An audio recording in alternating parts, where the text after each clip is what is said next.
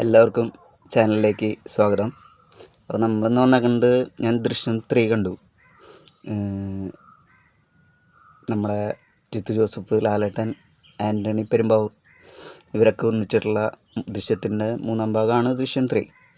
എന്നെ സംബന്ധിച്ച് പടം ഒരു സമ്മിശ്ര പ്രതികരണം ഇതായിട്ടാണ് തോന്നിയത്. എന്തായാലും ദൃശ്യം തന്നെയാണ് മികച്ചു നിൽക്കുന്നത്. ദൃശ്യം 2-നേക്കാളും എനിക്ക് ഇഷ്ടപ്പെട്ടു ദൃശ്യം 3. ദൃശ്യത്തിലെ ആ ക്ലൈമാക്സിലുള്ള ആ ഒരു ഗൂസ് ബംസ് ഒഴിച്ച് ബാക്കിയൊക്കെ നോർമൽ സൈലൻ്റ് ആയിട്ടുള്ളതാണല്ലോ പോണത്. അപ്പോൾ ഇതിൽ ഒരു ഇൻ്റർവെല്ലിനോട് അടുപ്പിച്ച് നമുക്കൊരു കണ്ടിരിക്കാവുന്ന രീതിയിലൊരു എൻഗേജ്മെൻറ്റ് തരുന്നുണ്ട്. അതെനിക്ക് ഇഷ്ടപ്പെട്ടു. പിന്നെ ഒരു സ്പോയിലർ ഇൻ്റർവെല്ലുണ്ട്, അത് ഞാൻ പറയുന്നില്ല. പിന്നെ ഇവരെ ഫാമിലീനെ ഇങ്ങനെ കണ്ടുകൊണ്ടിരിക്കാനായിട്ട് ഭയങ്കര നല്ലൊരു ഇഷ്ടമായിട്ട് തോന്നി. കാരണം നമ്മുടെ എന്തൊക്കെയോ ബന്ധുക്കളോ ഒക്കെ ആയിട്ട് ജോർജ് കുട്ടിയുടെ ഫാമിലിനെ നമുക്ക് തോന്നുന്നുണ്ട്. അതിൽ ജിത്തു ജോസഫ് വിജയിച്ചിട്ടുണ്ട്. പിന്നെ ലാഗ് ഇട്ടിട്ടുണ്ടെന്ന് ആൾ പറഞ്ഞിട്ടുണ്ടായിരുന്നു. എന്നാലും ചെറിയ രീതിയിൽ ഒന്ന് ഫസ്റ്റ് ഹാഫ് ഇൻ്റർവെൽ വരെ ഒന്ന് സൈലൻ്റ് പോലെയാണ് പോണത്.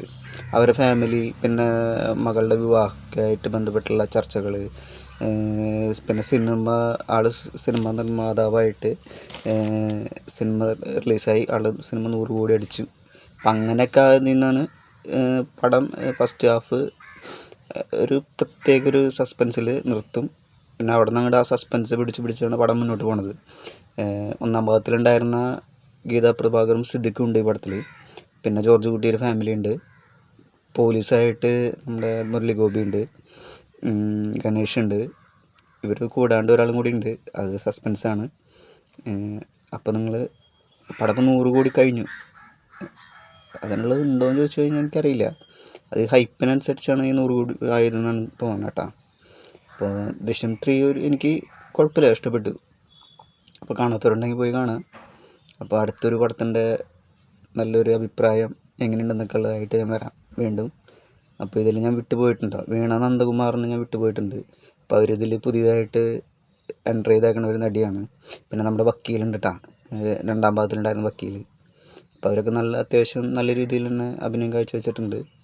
പിന്നെ കുറേ ഒരു ഇമോഷണലായിട്ടുള്ള സീനുകളൊക്കെ ഈ പടത്തിൽ അവർ എക്സ്ട്രാ ആഡ് ചെയ്തിട്ടുണ്ട്. എന്നാലും മൊത്തത്തിൽ പടം കണ്ടിരിക്കാം, ഒരു വട്ടമൊക്കെ കാണാം, അങ്ങനത്തെ ഇതാണ്. അപ്പോൾ നിങ്ങൾക്ക് ഹാപ്പി ആയിട്ടിരിക്കുന്നു വിചാരിക്കുന്നു. അപ്പോൾ പുതിയൊരു പടത്തിൻ്റെ 28-ാം തീയതി മാർക്ക് വരുന്നുണ്ട്. പോയി കണ്ടു കഴിഞ്ഞാൽ മാക്സിമം വേഗം അതിൻ്റെ അഭിപ്രായമായിട്ട് വരാം കേട്ടോ. Okay, bye. ഇപ്പോൾ വേറെ വിശേഷങ്ങളൊന്നും ഇല്ല വിചാരിക്കുന്നു. ഞാൻ അവിടെ ഉണ്ട്, നിങ്ങൾ അവിടെ ഉണ്ടല്ലോ അല്ലേ? ശരി. അപ്പോൾ